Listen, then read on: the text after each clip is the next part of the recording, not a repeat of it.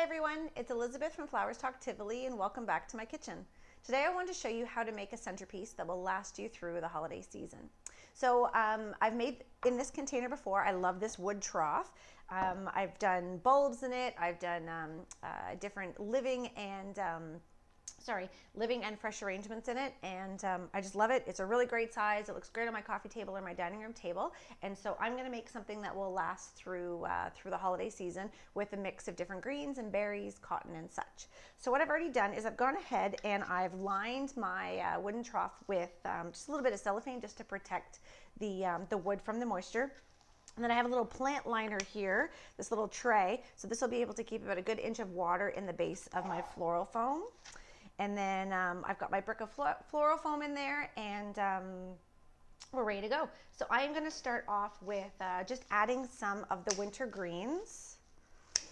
So my goal is to carry this down. I do want to still see a little bit of the trough on either side. I don't want to cover the whole thing, but I want to be able to cover my, my mechanics of it very easily as well. If you hear a little bit of barking in the background, that would be Lincoln and Lola, my fur babies.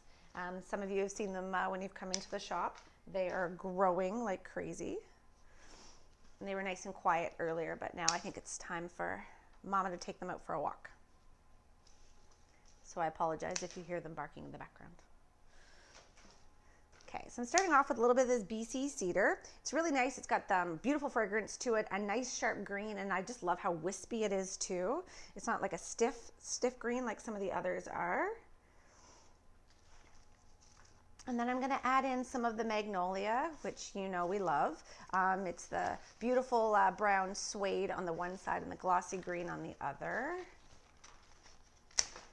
Just make sure to use a good pair of pruners. It'll make this project a lot easier for yourself. A knife can be a bit difficult when it comes for cutting up the bunches of the greens. So carrying that magnolia through, it is such a different color of green too, so it's really obvious if you put it all in one spot. So using a mix of the nice little guys, they're a little bit more delicate and wispy.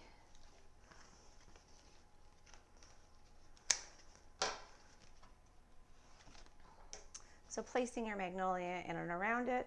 And we carry magnolia at the shop from pretty much September onwards. We love it. It looks great with fall flowers, but it especially is wonderful for the holiday season.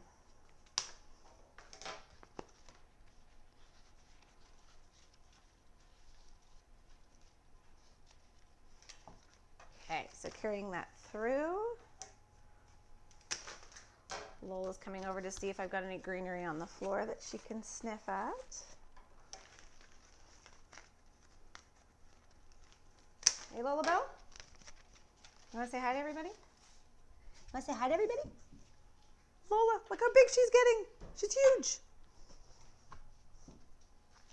Okay. Okay, so I've got a nice base of the magnolia, so I'm going all the way around the edge of my container and then down in the middle to keep it consistent. You can see there. I like the way the cedar hangs over the side there. And then I'm going to add in some of the Carolina Sapphire. Nice spicy fragrance, more of a blue-gray greenery, which will work with the eucalyptus that I'm going to put in there too.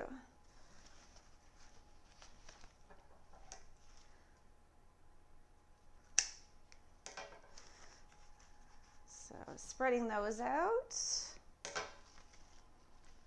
And again, what I'm doing to one side, I'm doing to the other as well. So if I'm going to have a big piece hanging out here, I'm going to do the same thing on the other side. Just because this is going down the middle of the coffee table or dining room table, I want it to be fairly symmetrical.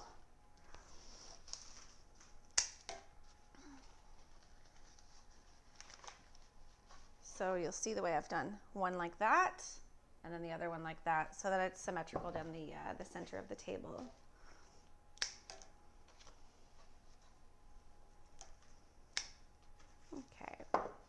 So what you really want to do too is make sure to cover up that floral foam so that when you're sitting at the table, you're not seeing holes in your arrangement. So you can go in after and use even just some of the single pieces of magnolia popped in there to cover the holes. And again, making sure you're working not just the top of your arrangement, but the sides and the ends as well. A lot of people aren't going to sit at your dining room table, look straight down at your arrangement. They're going to be in front of it, looking into it. And again, this isn't going to be too high that it's going to block conversation. But it's going to definitely be big enough that it's going to have some presence on the table when the table's not set. So then I've got my eucalyptus here that everybody loves. The eucalyptus is flying out of the store these days. People are coming in just to buy it to put in vases or also to hang in your shower too. The steam releases the menthol fragrance of it from the eucalyptus, and it really is, it's great for chest congestion. And it dries beautifully too. Looks really nice on its own in a vase.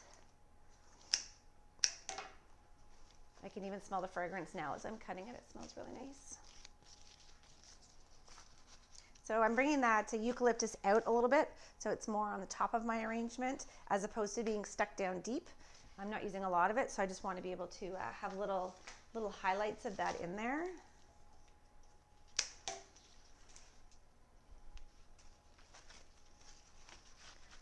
Again, looking for any holes that I would see in the arrangement. I've done pretty good covering it up.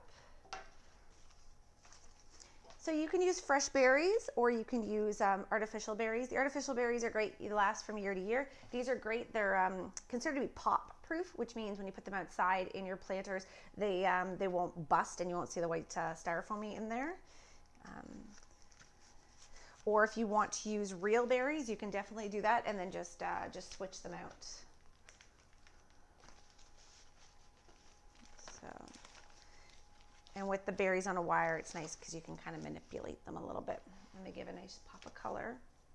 And then we have the beautiful cotton, really, really nice. This looks nice in a vase just by itself, but it also looks really nice just tucked in amongst your winter greens.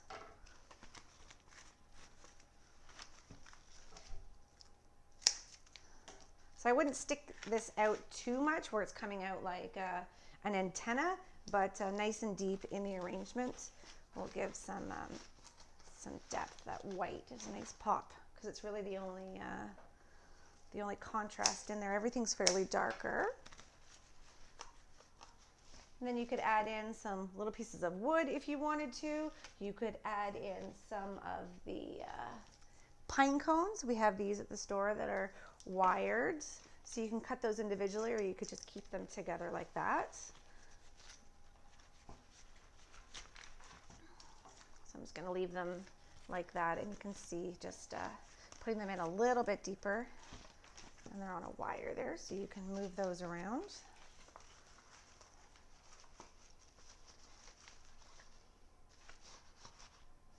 So you can also take and I'd push my cellophane up a little bit, or you can take some of the dried moss and lay it in there, and that will cover up any of the mechanics on the side of my arrangement. See the way I've got the moss there? So you can't see my plastic little liner. So there you go. What do you think? It's a beast. Think she's a beaut? So I would top this up with water every couple days, making sure to use just a small little watering can to get into the center of the oasis so you're not overflowing water everywhere all over your table. And this will last you through the holiday season.